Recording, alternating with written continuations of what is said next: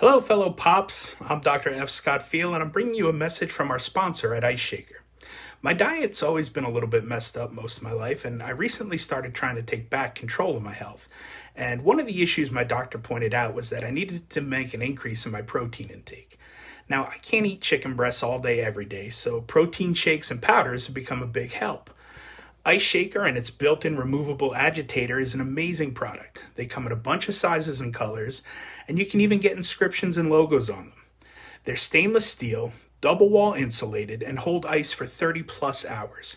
If you're interested in purchasing one, you can click on the link in our show notes. Or if you're interested in selling them for your business and making commission, and let's be honest, if you're listening to the Professors of Profit vlogcast and you can consider yourself a pop or a professor of profit, you're likely interested in selling these as a side hustle.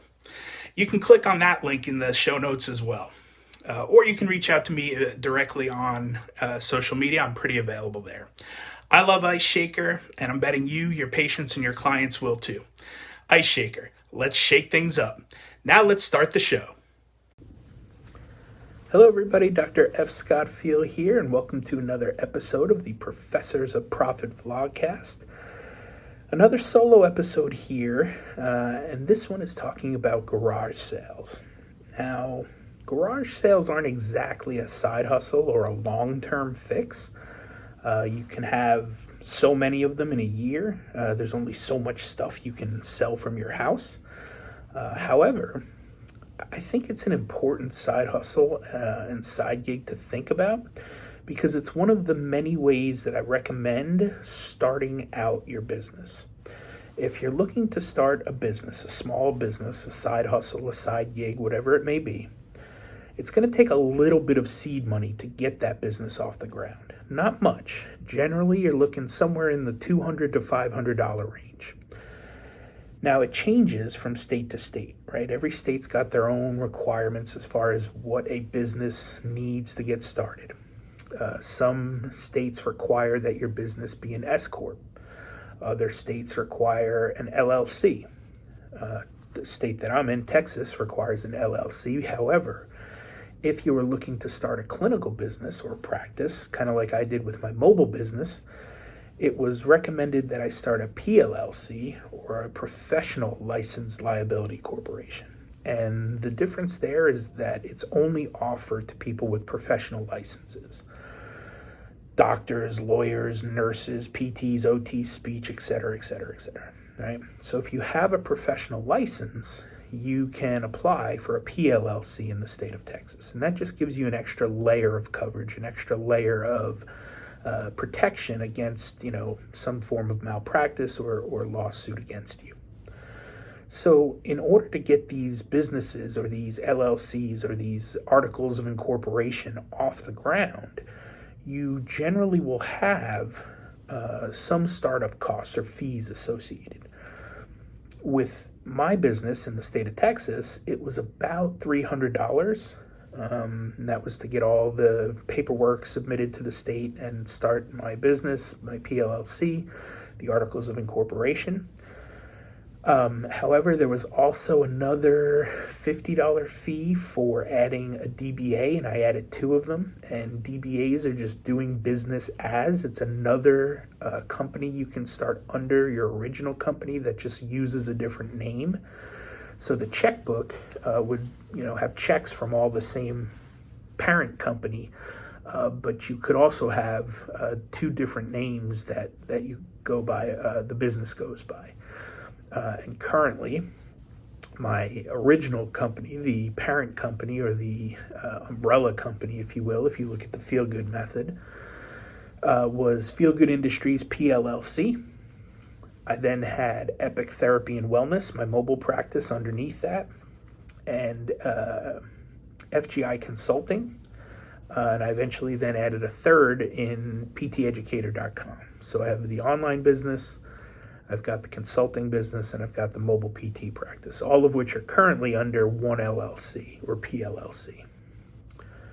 Eventually, what I'm probably going to have to do is separate each one of those out, with Epic Therapy and Wellness being a PLLC, PTEducator.com being an LLC, and FGI Consulting also probably being an LLC.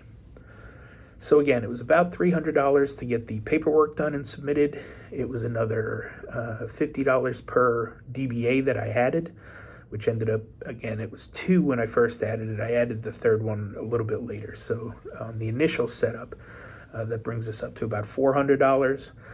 And then one final fee that I needed because I was doing mobile physical therapy was I needed malpractice insurance. Now, malpractice insurance for the state of Texas for physical therapy varies, based on which company you use. The company that I used, that I started with and I'm still with, is American Professional. They are not available in all 50 states just yet, but they are still working on it, so check to see if that's an availability for you. But there's plenty of other options out there for malpractice insurance for physical therapists. And I believe that my total was about $230 for the year. So again, not terrible, pretty affordable, but that's all I really needed. So, from a startup cash standpoint, I probably needed about $630 or so. If we want to throw in that other LLC eventually, let's call it $680. I also probably needed a massage table of some sort. And so I got mine off Craigslist. That was another $50. So, overall looking at about maybe $730 tops, right? And that's like all inclusive, everything that I needed. I begged, borrowed, and stole to get all of the equipment and little things I needed here and there, TheraBand. I had some weights, some free weights, had an old Bosu ball, had a physio ball. I just had a bunch of equipment laying around the house, and I just kind of piecemealed that together for when I first got started. Little by little, I added some pieces that I knew I was going to need more, and that I really enjoyed using. So I didn't have to pay much for those. Now, the reason that I say garage sale is a great start, because I didn't have that money to start with. I didn't have that $700, $800 when I first got started. So what we did was we held a garage sale. We also put a couple of things up for sale on Facebook Marketplace, eBay, and I feel like there might have been one more online sale type app that we used. But moral of the story, over the course of 2 weeks, starting from the garage sale on a Friday that led into Sunday, we did it Friday, Saturday, Sunday. I think we made about $1,100 there. And then with all the eBay stuff and the app sale stuff, we ended up with another about $700, I think. I think between the two groupings, we were able to raise about $1,800. So from there, again, I took $700 of it, put it toward all the business files and things that needed to be sent in, all the costs. That more than covered me to get started, and I was able to have my business up and running within about a week. That's not true. 2 weeks by the time I got the paperwork back. So, again, the reason that I think that it's so important for us to consider things like garage sales, like Facebook Marketplace. Again, you can't necessarily do it all day, every day as a side gig or side hustle. I mean, I guess you could if you were reselling things, but I feel like garage sales are a great way to get a big burst of seed money when you're trying to bootstrap things, when you're trying to just start out, when you're trying to get going, when you're trying to get this thing off the ground. You're going to need some capital, right? It doesn't have to be too much, but find out what the bare minimum is. Find out what you think your state and all the paperwork and filing and fees you're going to have to do. Find out what that number is, and then reverse engineer it and work backwards to figure out how you can make that money. Garage sale's great because, again, although you can't necessarily do it every weekend, it's a pretty big boost of money right up front, right off the bat, and it doesn't take much time. Everybody's got stuff in their house that they just don't need anymore, that's taking up space that they want to get rid of. You might as well turn that into some cash that then you can use to get all the paperwork and everything that you need appropriately sent in and filed for your business so that you can start it up and be, good to go. People have asked about lawyer fees and, do you need a lawyer? Do you need an online legal Zoom or anything like that to get started? I didn't. I filed all my own paperwork just by kind of following the guidelines on the Texas website. And then I consulted a friend of mine who was a lawyer, is a lawyer, and he had recommended the PLLC because I had a professional license.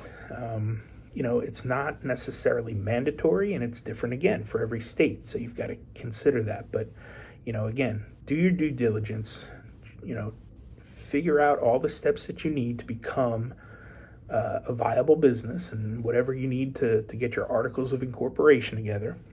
And then once you've got that, it's basically smooth sailing from there. You can start selling your services or your product or whatever it may be. So that's why I recommend taking the garage sale approach if you're looking for a quick boost of money that can get you going, and that seed money when you're really trying to bootstrap and just get started. Again, there's really not much as far as excuses go if you have a need for X amount of dollars and you know what that amount is. Again, just start rifling through your garage, your attic, your closets. What don't you need anymore? What can you get rid of, right? How can you make some quick cash? Plus, do a little bit of tidying up and clean up around the house. It was a pretty beneficial start to the business because, again, I took the money I needed from that, but then also we had money left over to then put toward the house. And it got rid of a bunch of stuff we didn't need anymore. We had a lot of baby toys, a lot of clothes, a lot of things that just didn't fit our kids anymore. We weren't going to use anymore. We didn't have any friends or family around us at the time that needed that stuff, so it was perfect to kind of put that up for sale.